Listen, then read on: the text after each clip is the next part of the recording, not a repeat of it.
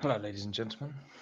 You're watching the Paper Knights, and today we are going to be making a Galdr, which is like a kind of rune mage, sort of Viking style. If you've ever watched, or if you've ever played Fate of the Norns, or seen it, or whatever, then you probably know what the Galdr is. They're kind of they use runes to cast spells, and they carve runes into things. It's very cool. You'll understand. But this is my homebrew version, which is available in a link in the description. Also, it's going to be released as part of a Viking campaign module I'm writing. So we're just going to make a Golda here, so you guys kind of get a sense for it. We're going to be going through looking at the archetypes, and I'm just going to introduce you to it. So to start with the name, this also gives you an insight into how I make characters. This is the name of a guy I played before. Oh, whoops, don't want to do that. He was a kind of Viking guy, but I'm using the name because you know, it makes sense to me. It's a guy I've played before. He's a kind of Viking guy, so yeah, I like it. The 3 and uh, uh, oh goodness. So the background is entertainer, which I think is which I've made the as you can see here, the default background, because it just makes sense, because they're kind of more of like this sort of public, inspire people kind of thing. But the problem with the Galdr is it can kind of be everything and anything. So we're just going with a human alignment. I tend to do this either right at the start or right at the end. And for this one, I'm going to do it at the start because I kind of know the character. I have in mind. It's my character is chaotic good. I'm just going to do an A here. I have to have everything filled out at the top. It just makes me hurt if it's not. So yeah, there you go. So our proficiency bonus is +2. And then we go into our attributes. So what I'm going to do is I'm going to do the good old-fashioned 27.5, and I'm just going to do 15, 15, 15, 8, 8, 8, I think, just to save time. Let me just make sure that I've got that right. Yeah. Okay, so strength, we're actually going to do 15. Now, I always put the bit in the number in the bottom, but that's just me. 15. Constitution is 15. So that probably seems a little bit weird for a kind of magical character. The thing is that magical, or these Golders or Golder are actually they're kind of more up in your face. You know, they've still got that sort of Viking kind of part of them. So there's still, you know, there is actually still a large part of the kind of melee aspect of their character. Oh, that's not quite. But again, it depends on the way you want to take it. You can either go more kind of or well-rounded, or you can either go more kind of spell orientated, and it's up to you. So let's get into this. So class features. Hit dice, you get 1d8. So we have 3, 8. And so our con mod is +2. So we start off with 10, and then that's a 2. So that's 14. Oh, off the table. 14 and another 2. So that's 18. So that's gone pretty badly. But now, so from that, I do think it's a little bit of a weird order, honestly. I just kind of do whatever sort of I see first, I guess. So next we have saves. So charisma and constitution. Come on. Okay, so let's just delete that quickly. Sorry if you're dying of boredom, but I just can't help myself. I have to do it.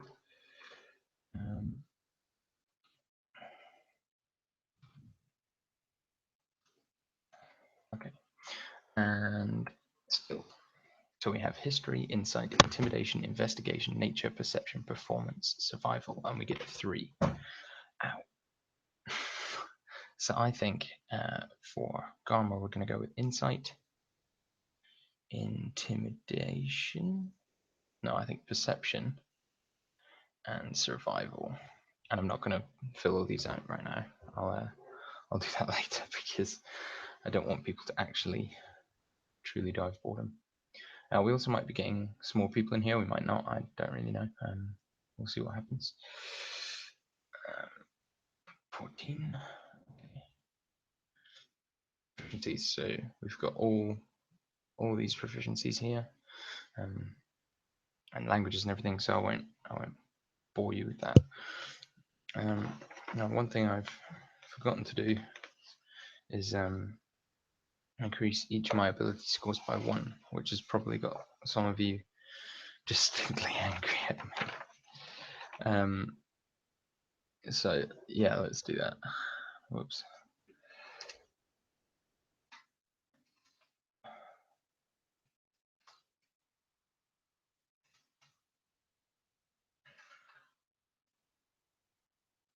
Which means these are all +3 now.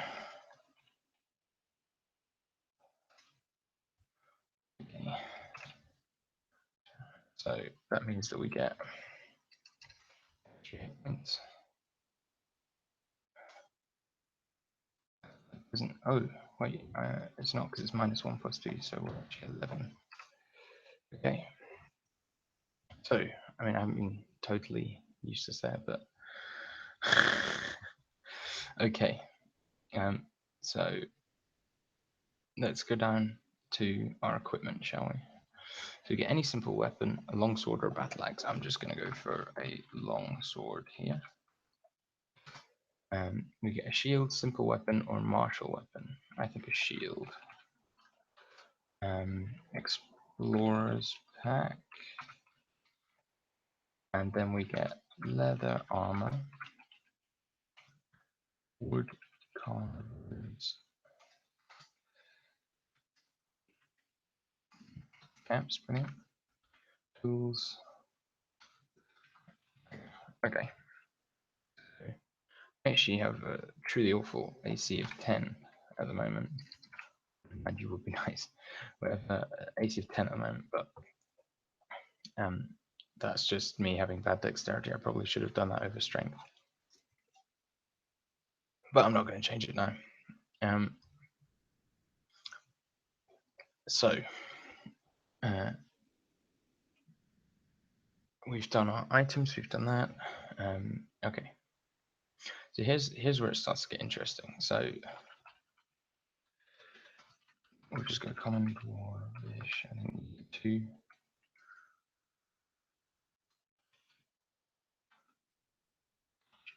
And then we also get runic, which essentially means we can read runes, which is probably helpful for someone who's using them day in, day out.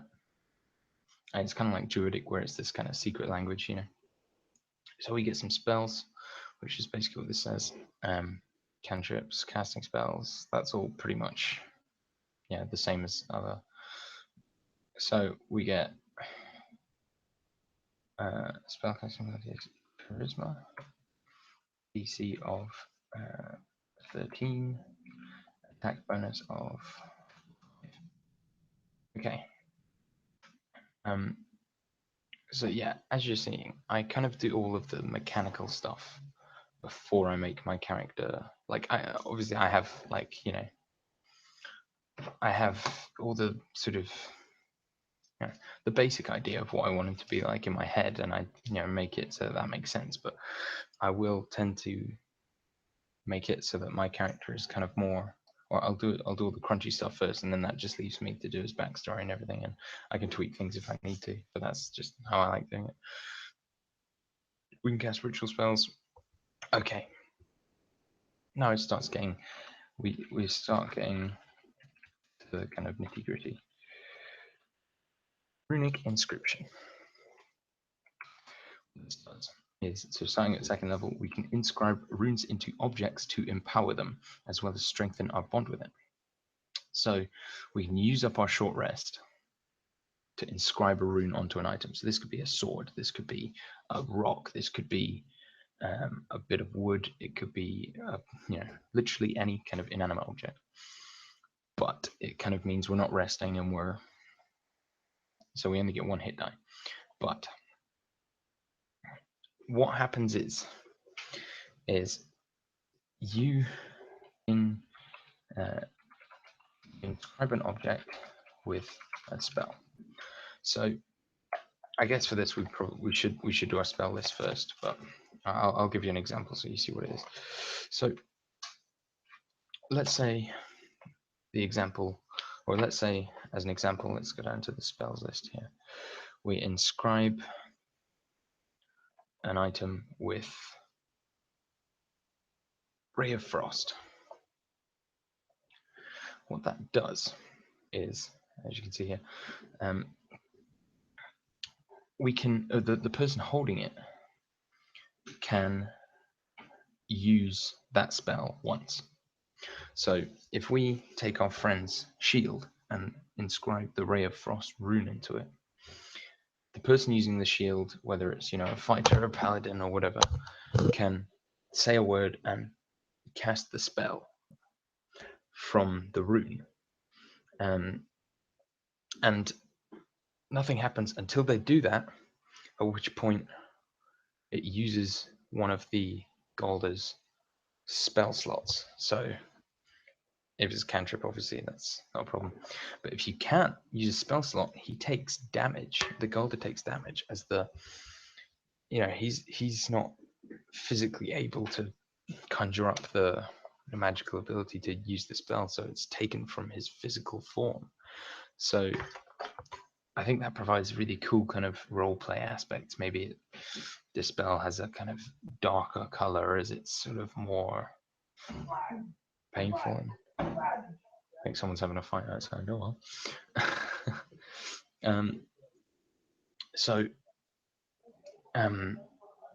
this really provides kind of this interesting thing where you can inscribe, say, the shield of your paladin with an interesting spell. Maybe it's jump or long strider, and then they can use that to suddenly get a speed boost out of nowhere, and your kind of power flows through them and into the rune. And so I think that's really quite cool. So that's just a bit of a reminder for me. Do you say that out loud? Okay. And then we get our archetype. So I'm just going to do a quick run through of each archetype and show you what you get. So first is a scribe. They are they're more focused on the inscription of items like we just talked about. So you get improved inscription where you can use more, or it's much easier to use spell slots, or you can use hit dice while you're inscribing things, and you can kind of or you can regain them as possible. You can also do higher level spell slots and that kind of thing. So it's a bit more it gives you a bit more power and versatility. You get dual inscription, so you can inscribe an item with two spells. Bonus spell slots, you get extra spell slots. Remote inscription, you can inscribe, you can cast a spell inscribed on an item yourself. So basically, this makes things a little bit more interesting, where you can basically detonate the spell. So imagine you inscribe Fireball onto a little rock and slip the rock, and have the rogue or whatever slip the rock into someone's pocket. You can, at will, set that off and blow up someone's house or something. So it gives you a little bit of a kind of bomb or whatever. You also get uh, living inscription, where you can inscribe living beings to basically cast the spell themselves, or kind of you draw it on their hand or whatever, and they can then use it. Next, we have Rune Mage with a weird space in the middle, which I'll fix. But a Rune Mage focuses on more of the actual casting spells. So you have, you maybe draw the shape of a rune in midair with your hands, and then that's how the spell. So that's kind of the flavor side. So Runic Defense, you get +2 AC and +2 to hit if you've cast a Galdr spell in this combat. So if you've used a rune this combat, the rune will continue to empower you. Runic Fury, when you cast a Galdr spell, you can use your bonus action to make a melee attack. So you cast a spell, you melee attack. It's basically like 2 attacks, but one of them is a spell. Overload, you can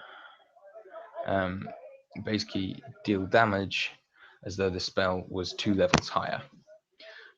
Or you can cast a spell as though it was 2 levels higher, which is pretty awesome.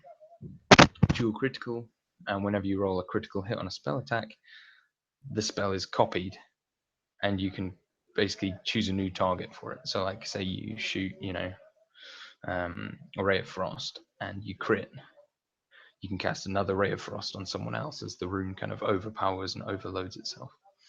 And then Runic Hero, starting at 14th level, use your reaction to cast a Galdr spell if you're attacked at any point. So if someone hits you, you can use your reaction to cast a spell back, which basically just makes you able to cast, hundreds of spells, but then you've got the spell stop problem. And finally, we have Seer. So with a Seer is more like a kind of, well, it's a Seer. I mean, I'm assuming most nerdy role players will know what a Seer is. So you gain access to extra spells, and then you get to, for runic research, then you get Read the Bones, where you basically can use knuckle bones to see the future. Basically, this whole section here is to try and make it so that the DM doesn't have to just straight up tell you what's going to happen. So that's kind of some limitations of it. Runic Visions. You can no longer be surprised. You can sense attacks before they happen and reduce damage done. Loads of similar effects, but it makes sense for the Seer. And 8th level is where I think the Seer just gets so awesome, is branding. So at 8th level, you can basically brand an enemy magically, not like get a hot poker but they basically become your slave. If any of you've played Middle-earth, Shadow and Mordor, you might recognize this. It's pretty kind of similar. Well, it's similar, but made to sort of role play. So you can, they must do, if you brand someone, they have to make a charisma save, and then they must do your bidding for up to 24 hours, or it stops if you order them to like stab themselves, whatever the usual mind control thing in D&D. You can also cast a ritual at any point, which doesn't use a spell slot or anything, but you assume control over their body. You can see through their eyes, kind of like Game of Thrones walking, wherever they are, and you can completely control them. You can only use branding on beings of CR lower than or equal to your level. You can only use it a number of times equal to your charisma modifier, and you can only have one thing branded at a time. So if you try and brand someone else, your original brand will wear off. Then we have Runic Brand. You can have up to 2 things branded at once.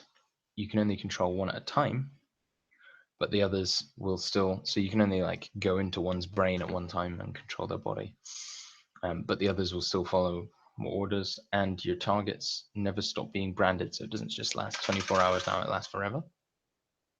And Elder Seer, you can brand a number of targets equal to half your level. As well as this, Branded targets may also brand people upon your command, so you can have your targets brand other people. So you can just create a huge army for yourself. Although, obviously, you can only at 7th level you can only have up to 7 people branded, which is ridiculous. But there you go.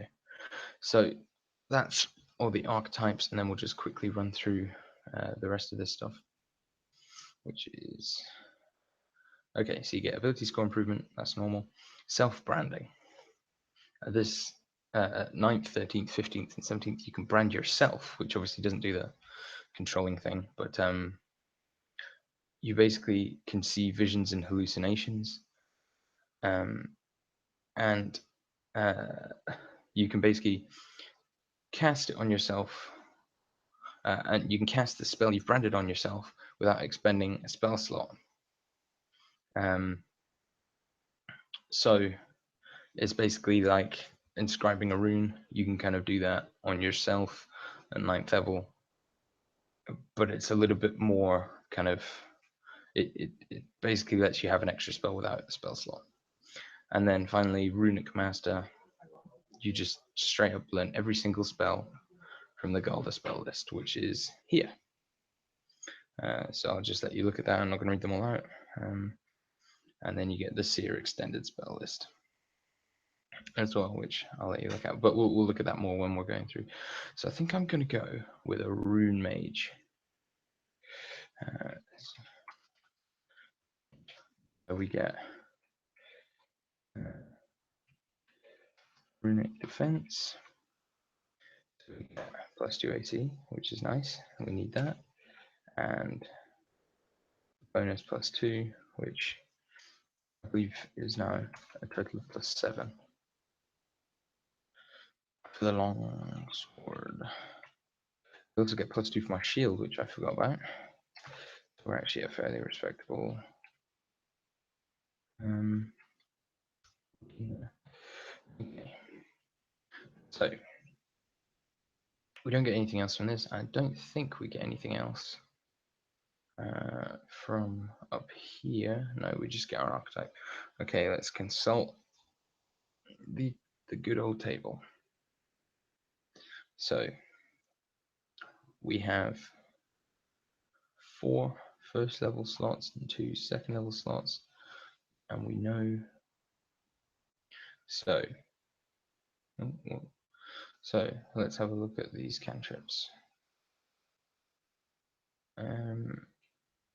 I got Blade Ward, Firebolt, Minor Illusion, Ray of Frost, Light, and Drew Strike. I think I'm going to take Ray of Frost and I think Blade Ward as well, just for that extra defense. We kind of want to be this sort of. I just love the vision of like someone coming in to attack, but there's this huge kind of runic shield in the way that sort of protects us. I think that's really awesome. Now, I have forgotten how many spells do we get.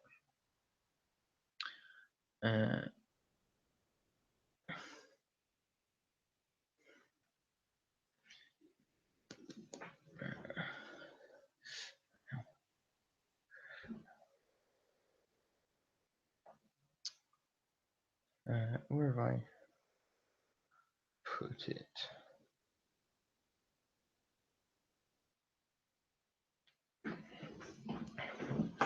Oh, I think it might be in my notes here actually. I might not have put it into the thing. Oh, that's a bit silly of me. Right, I'll just let me look at my notes.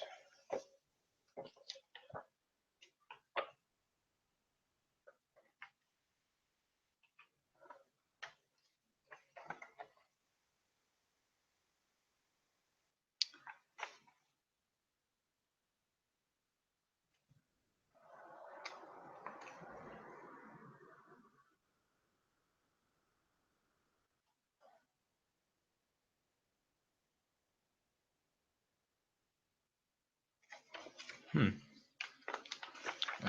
is it?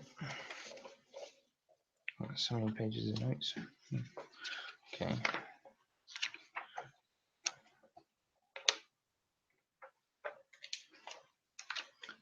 I knew there was something I was forgetting.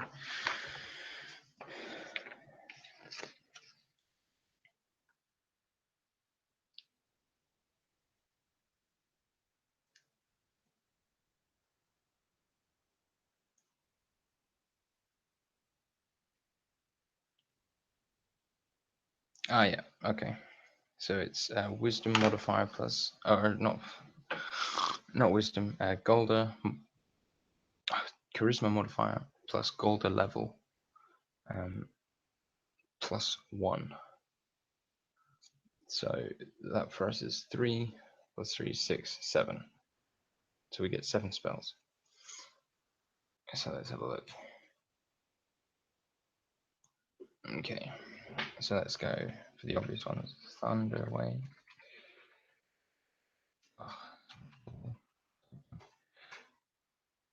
Thunder Wave.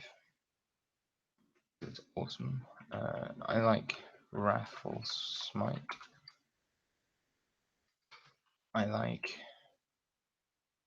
um, Tangle. I think Long Strider as well.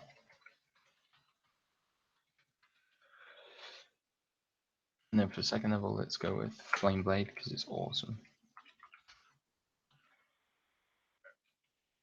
Fireball and Vampiric Touch.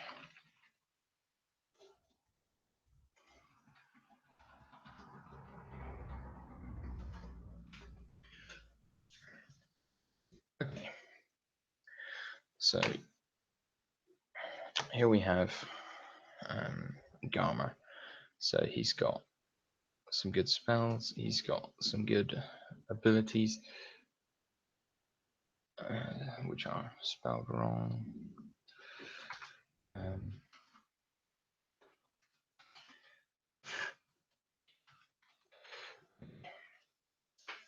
so let's talk about his backstory. So I'll just show you up here. There are basically a couple of ways that a Galdr uh, can learn the runes. He could be taught by another Galdr. He can be, or she, of course, can be given it as a gift, given the knowledge as a gift from the gods, or he can, learn them inscribed in a book or on some tablet or something. There's quite a few possibilities. But the one I'm thinking of at the moment is a kind of, I think he was taught it. I think Garma was taught the runes. And here's what I think. I'm just going to type something out, and then I'll kind of talk you through it. It'll take 2 seconds.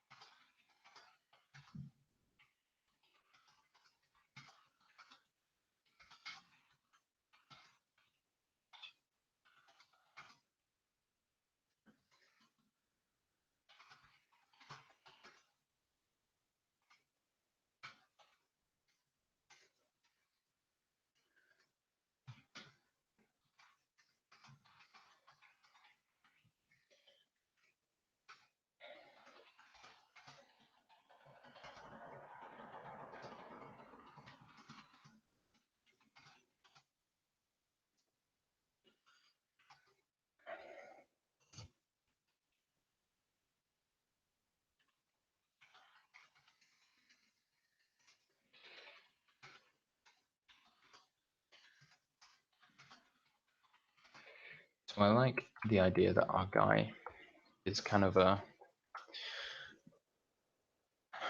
sort of a person. I hate the trope of having dead parents because everyone's got dead parents. But I like the idea that he's this kind of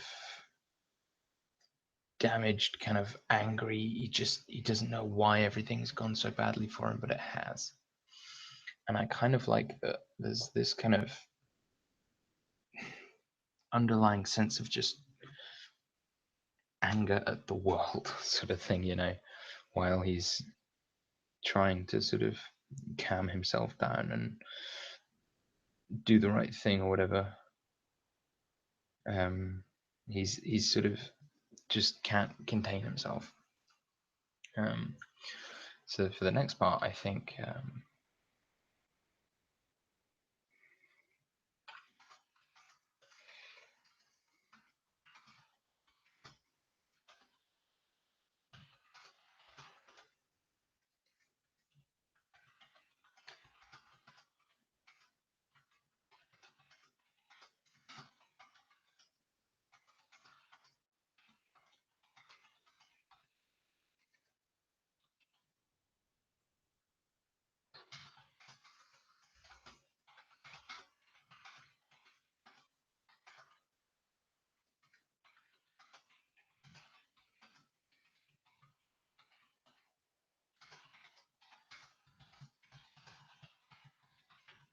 So I think this is how he kind of gained his powers. Is he maybe meets someone. So he's been sent out into the village, um,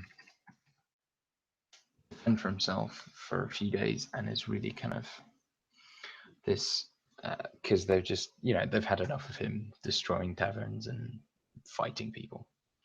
And I think this is kind of a neat way of getting him sort of, or getting him to meet someone who can maybe teach him.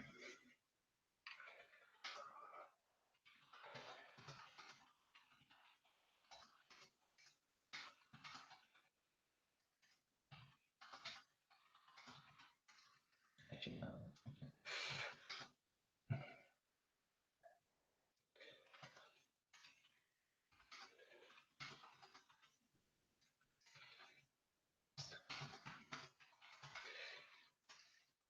Oh, I keep trying to type the word young. I don't even, not even meaning to. Um,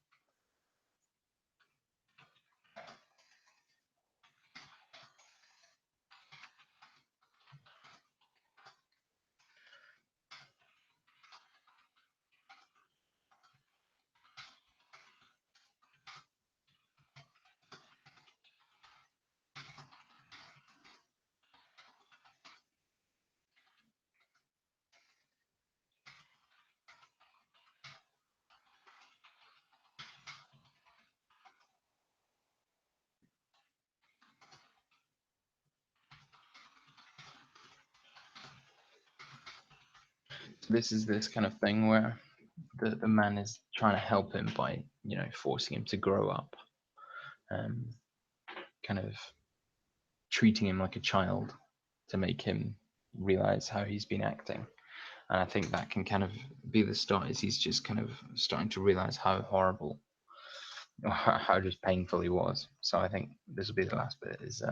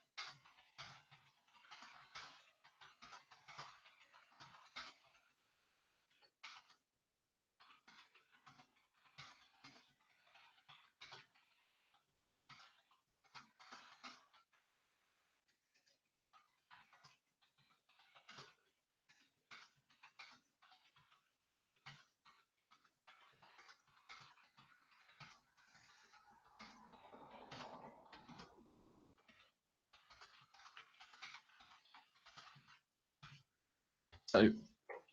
The question is, why would this man want to teach Garmer if he seems like such a hothead? And I think I'm just going to take the simple, obvious answer is that he sees something in him.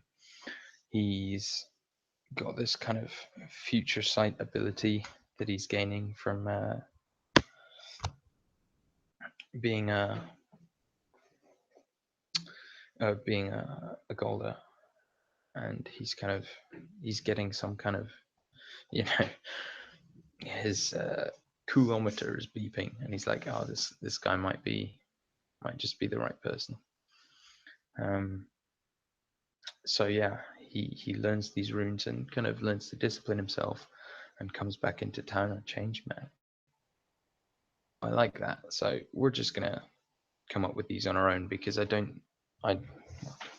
I think that we can just do better than the ones in our books. So I think his personality trait is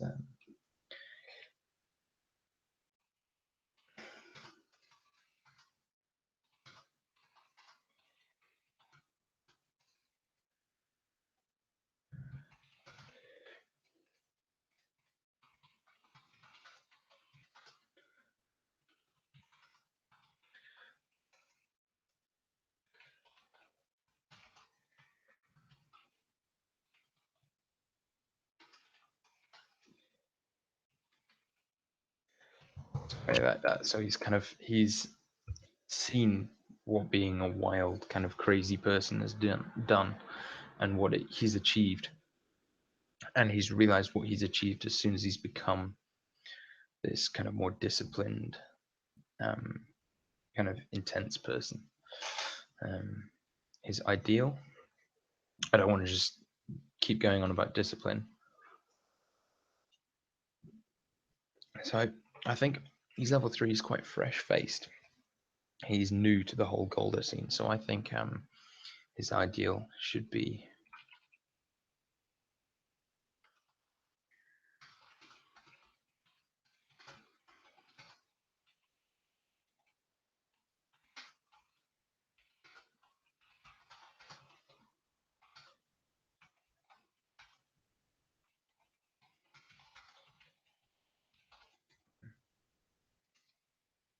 Let me rephrase this actually.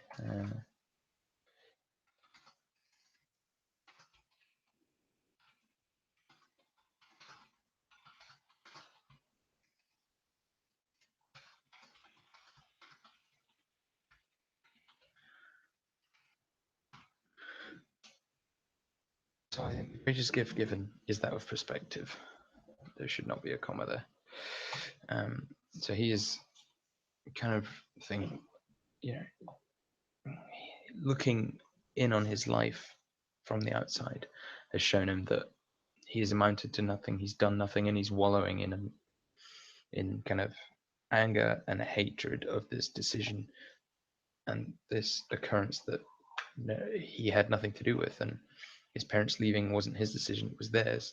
But he's lived his whole life around that fact, and kind of the fact that now he's deciding, you know what, I don't need to know that anymore. I don't need these people. I don't really, need to worry about what my parents are doing and what decisions they've made. He's kind of realized that he's his own man. So his bond, simple.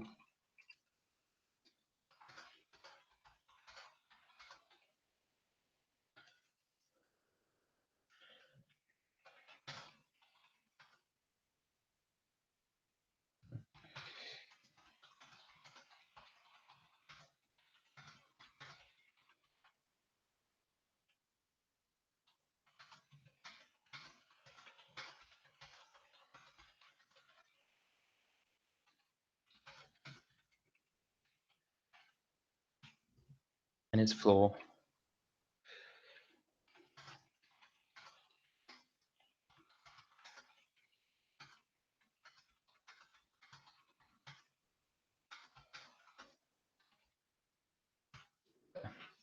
I think we have a cool, well-rounded character, um, and I'm really pleased with how my Golda has turned out. It will be being updated often, and but for some reason that paragraph was missing from my thing about how many spells you get, so that will be fixed immediately after this. But thank you for anyone who's watching and has watched. I hope this has been informative, enjoyable, or helped you fall asleep if that's what you were needing. So thanks for watching. This has been Paper Knights. The link for the Galdr is in the description and will be updated. So yeah, thank you for watching and goodbye.